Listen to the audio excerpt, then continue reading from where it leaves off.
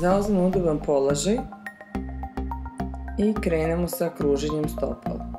Prirodno je disanje, negdje da kažemo pola kruga udah, pola kruga izdah i kružimo u jednom pravcu pa u drugom koliko nam prija.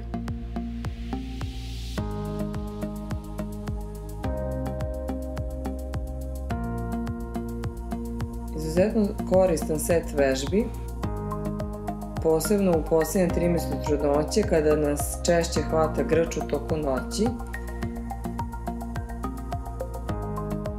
Ja iskustveno, kada me uhvati grč, počnem da kružim stopalima ili bilo koju drugu opciju koju smo vidjeli, da li dodirivanje stopala, jedno stopalo zategnuto, drugo flektirano, ili skupljanje prsta pa ih raširimo i grč sam od sebe prođe.